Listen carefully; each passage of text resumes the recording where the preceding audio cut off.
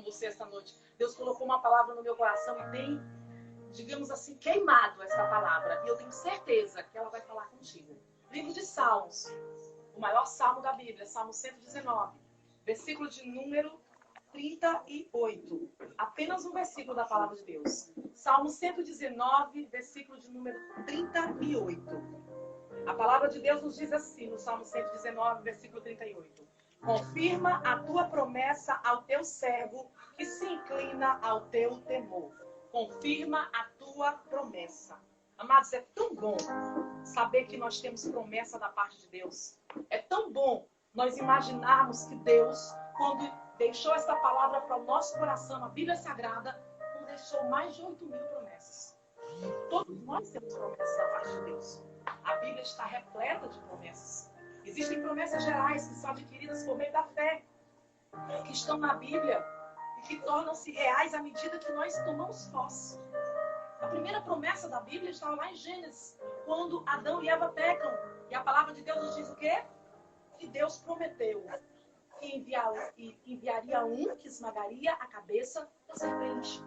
Mas eu quero falar um pouco mais, além da promessa. Eu quero falar de propósito. Porque eu conheço muita gente que nunca recebeu uma palavra profética. Eu conheço pessoas que nunca receberam algo diretamente para dizer assim, esta palavra foi para mim, Deus falou comigo e me prometeu algo. Eu conheço pessoas assim. Aí você pode dizer, então Deus nunca vai fazer nada na minha vida porque eu não tenho uma promessa? Não, amados.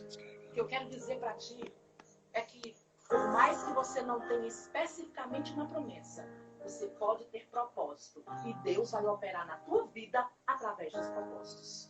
A promessa é muito importante. Existem promessas que o Senhor nos dá, amados, que nós guardamos no nosso coração. E eu aprendi algo, a promessa vem do céu, para a terra. Mas o propósito é da terra para o céu. Tem muita gente que recebeu a promessa da parte de Deus, mas que abriu mão da promessa. Que não confiou, que não viveu a promessa. Porque se Davi tivesse recebido a promessa e tivesse apenas esperado a promessa acontecer, ele nunca teria se tornado o rei de Israel.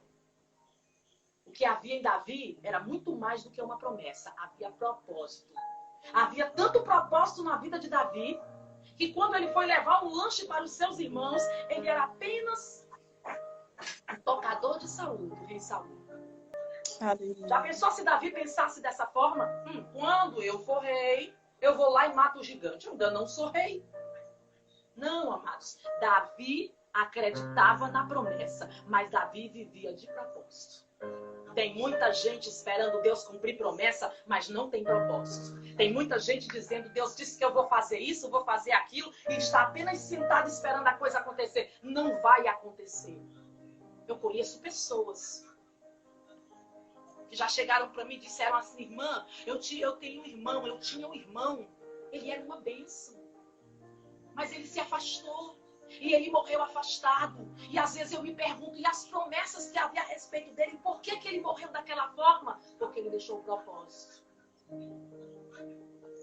Nós precisamos entender uma coisa. Para Deus cumprir promessa, tem que haver propósito da parte do homem. Para Deus cumprir promessa, você precisa se colocar na posição. Para Deus fazer o que Ele prometeu na tua vida, você precisa estar disposto a fazer propósito e a viver o propósito da parte de Deus. A promessa é de Deus para você, mas o propósito é seu para com Deus. Nós também compreendemos na palavra de Deus que muitas pessoas, amado, não souberam esperar o tempo do cumprimento da promessa. E a promessa é tempo de espera. Propósito é tempo de movimento. Enquanto você espera, o propósito faz você se movimentar. Você pode não entender a dimensão da promessa, mas você pode conhecer a profundidade do propósito à medida que você caminha em direção a ele. Há aqueles que venceram porque acreditaram na promessa. E há outros que não tinham promessa, mas venceram por causa do propósito. Porque viveram o propósito de Deus para a sua vida. Eu sempre gosto de pensar nos milagres de Jesus. A mulher do fluxo de sangue é um grande exemplo. Havia alguma promessa dela ser curada? Não, amados. Durante 10 anos da vida dela, Ela nunca nem ouviu falar de Jesus, porque o ministério de Jesus só durou 3 anos e ela estava há 12 anos. Então, no mínimo, durante 10 anos, aquela mulher nunca ouviu falar de Jesus. Tanto que ela gastou todos os seus recursos. Para quê?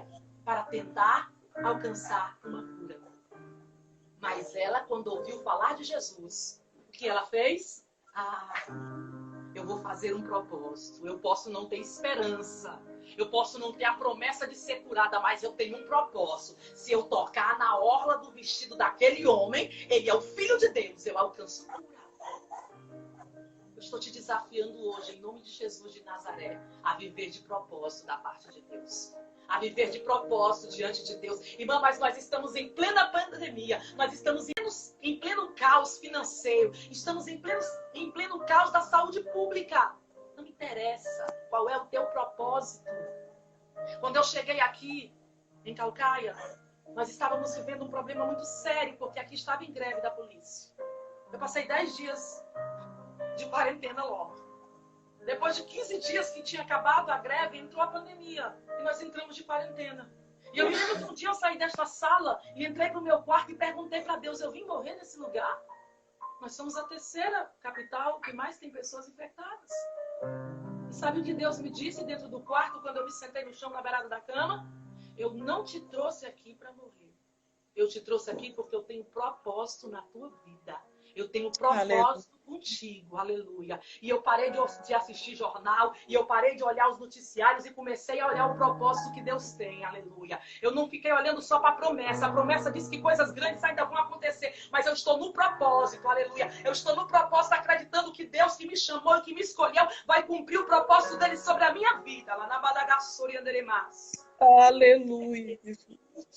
Que Deus te trouxe para essa live esta noite para você entender que o propósito de Deus é muito maior do que o teu medo. O propósito de Deus é muito maior do que o surto psicótico que você às vezes pensa que vai ter. O propósito de Deus é muito maior para a tua vida do que tudo aquilo que está acontecendo ao nosso redor. Existem muitas pessoas na Bíblia que viveram o propósito da parte de Deus. Existem pessoas na Bíblia, amado, que não abriram mão do propósito de Deus. Que tinham promessas, é verdade, mas acreditaram no propósito. Eu acho interessante é que a mulher de Ló, lá em Gênesis capítulo de número 19, ele era parente de Abraão. E por causa do amor que Deus tinha com Abraão, quando foi destruir Sodoma e Gomorra, o que Deus fez? Deus mandou anjos para tirar aquela família daquele lugar e destruir aquela desgraça. Mas o que aconteceu com aquela mulher? Ela esqueceu a promessa.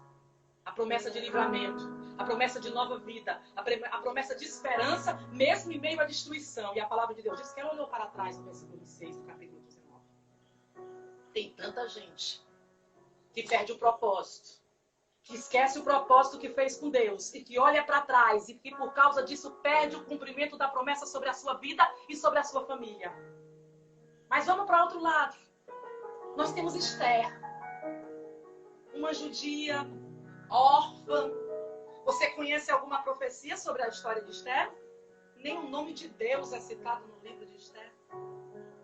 Quando ela soube que todo o seu povo seria destruído, ela resolveu orar, resolveu jejuar, resolveu pagar o preço, resolveu mudar a situação através de um propósito. Eu não sei qual é a situação que você se encontra, mas eu quero te dizer esta noite, ei, faz propósito com o Deus que você acredita, faz propósito com Deus que você louva, faz propósito com Deus que você se ajoelha, faz propósito com Ele, porque Ele é fiel. Aleluia, glória a Deus, aleluia. Você encontra 2 juízes em Israel. Um Sansão, que de promessa, desde o ventre, ele tinha promessa da parte de Deus. Se tinha alguém escolhido por Deus para ser juiz de Israel, esse alguém foi Sansão. Nazireu desde o ventre. Até o que a mãe dele ia comer, enquanto estava grávida, foi determinado por Deus. Se tinha alguém para dar certo, baseado em promessas, esse alguém era Sansão. Tinha uma força sobrenatural, dava para ter destruído gerações e gerações dos inimigos. Mas ele esqueceu do propósito, ele confiou na promessa. Eu sou nazireu, eu tenho a força, eu posso fazer e acontecer. E ele abriu mão do propósito de ser santo, de não não se misturar, de não se corromper. E o final você conhece de Sansão. É o versículo mais triste da Bíblia, Juízes 16 e 20. Ele não percebeu que o Espírito do Senhor não estava mais sobre ele.